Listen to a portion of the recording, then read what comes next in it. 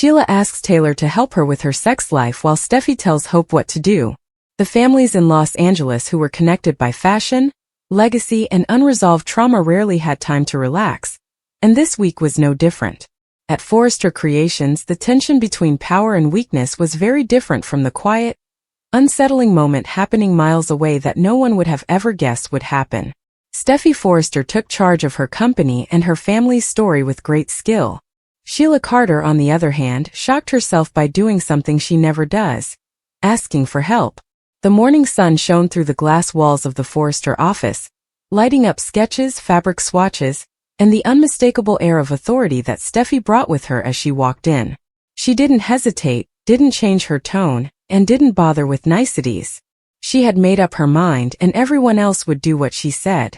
Hope Logan sat across from her trying to stay calm. Over the years, she had learned that Steffy's confidence could be scary, especially when it turned into control. Today Steffy wasn't asking, she was telling. Steffy made it clear that hope for the future's direction was no longer up for discussion. She made it sound like she was worried and in charge, but Hope could hear the real meaning loud and clear. Steffy no longer trusted her judgment. Not after all that had happened with Thomas. Not after the emotional fallout that was still there between them. Hope tried to explain herself, saying that she could keep her business and personal lives separate. Steffy, on the other hand, cut her off with a sharp reminder. Forrester Creations was a family business, and Steffy was determined to protect it, even if that meant going against Hope's instincts.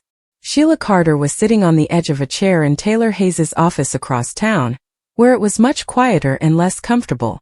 The situation was so ironic that it was almost funny.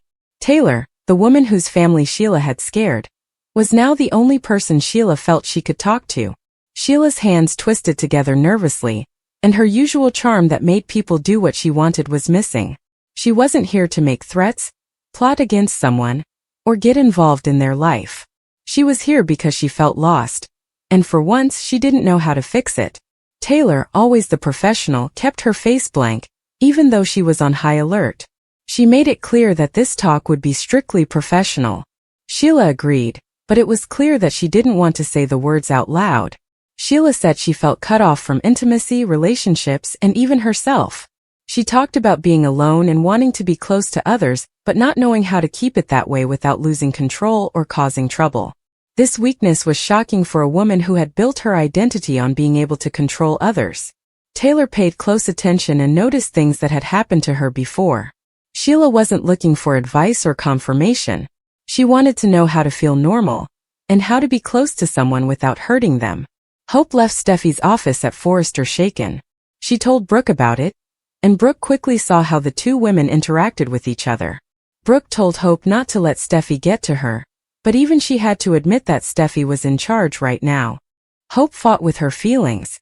She knew that Steffy's worries weren't completely unfounded, but the way she was being ignored felt very personal. It wasn't just about business. It was also about trust, respect, and the rivalry that had been going on between them for years. Taylor gently pushed Sheila to think about why she thought closeness was the same as power. At first, Sheila fought back with jokes and half-truths, but eventually the mask came off.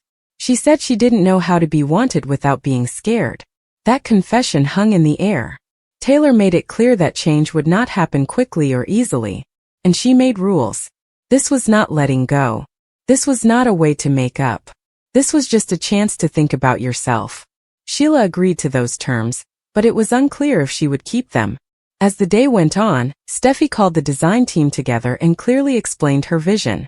She made herself the brand's protector, and the one who kept things stable when emotions were all over the place. Some people liked how sure she was of herself. Some people were worried about how much it would cost. Hope watched from the sidelines, knowing that this change of power wasn't just for a short time. Steffy was trying to show who was in charge, and she planned to stay that way. Sheila quietly left Taylor's office, her mind racing. For the first time in a long time, she wasn't planning her next move. She was doubting herself, which is a much worse place for someone like Sheila to be. As the sun went down, the emotional threads of the day started to tighten. Hope was alone in the design office, looking at a dress that represented everything she had worked for, and everything she might lose. Steffy stood tall, sure she was doing the right thing for her family. Sheila walked around Los Angeles with a rare sense of doubt, wondering if she could even make the connection she said she wanted. As usual for Bold and the Beautiful, it wasn't easy to find a solution. The balance of power changed. Weaknesses came to light. And the effects of these talks would last much longer than just one day. This world is never completely in control, and redemption is never certain. Every choice leads to the next big twist. The day after the fights, the aftershocks were already being felt in Los Angeles. No one at Forrester Creations got a good night's sleep, especially Hope Logan. She got there early, hoping the quiet would help her think, but the silence only made Steffy's words echo louder in her head. This wasn't just about a line of clothes. It was about control. About being told again that her emotions made her unreliable, and that her judgment was wrong. Hope had worked for years to make hope for the future something important, something that wasn't just about the never-ending Forrester-Logan war.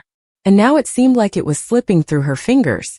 Steffy, on the other hand, showed up later, calm and collected, and 3 steps ahead. From her point of view, being a leader meant making tough decisions, even if they hurt people's feelings. She told herself that she wasn't being mean. She was being honest. The business couldn't afford another scandal or emotional breakdown caused by personal problems. And if Hope couldn't see that, Steffy would have to show her. When they met in the hallway, the tension was clear right away. Hope tried to keep things civil by asking if they could talk again, this time really talk. Steffy kept walking.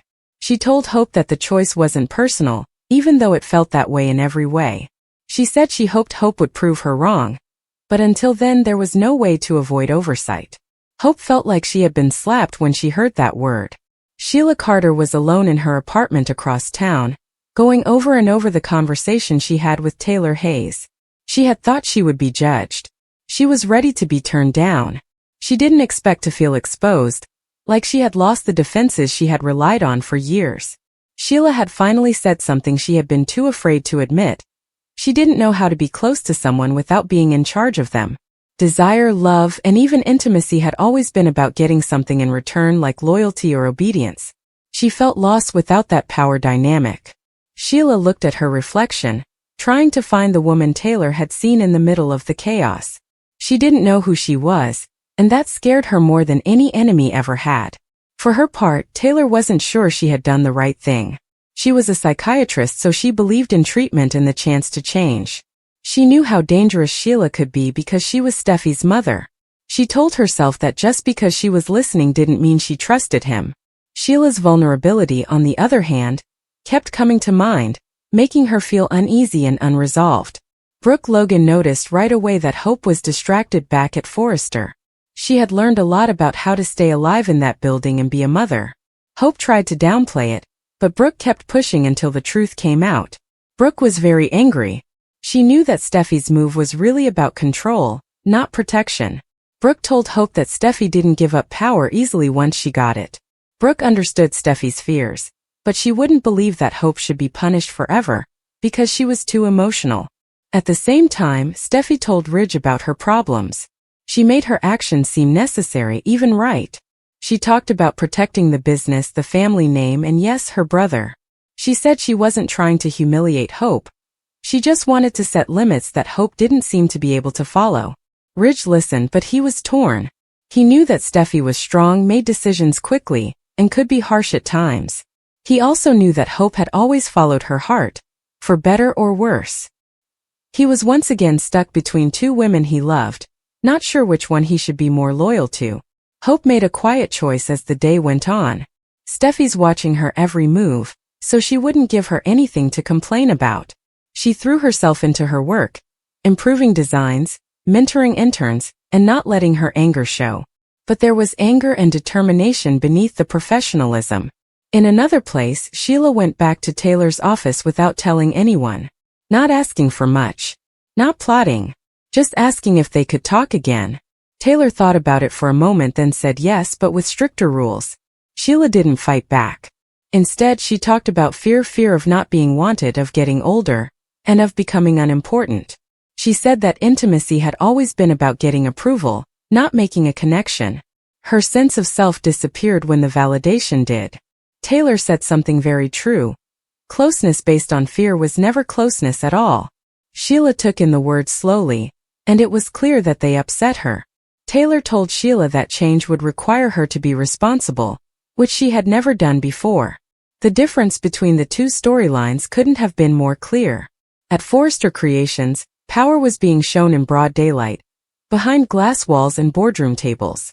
The fight between Sheila and Taylor was internal, quieter but just as dangerous.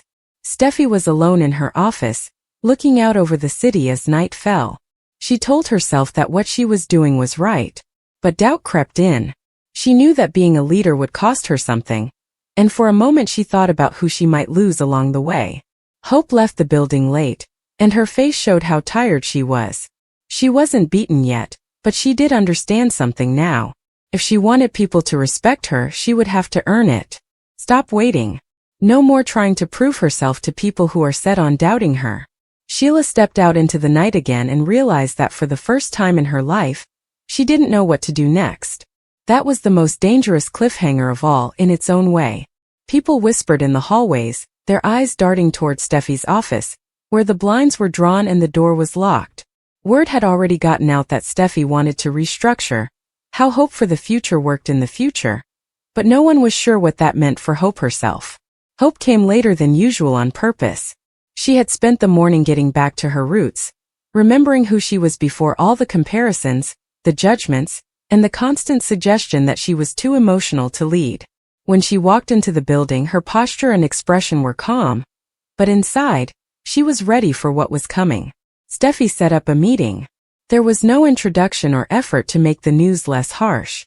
She set up new rules, extra levels of approval, and new creative checkpoints, all of which put Hope's work under close scrutiny.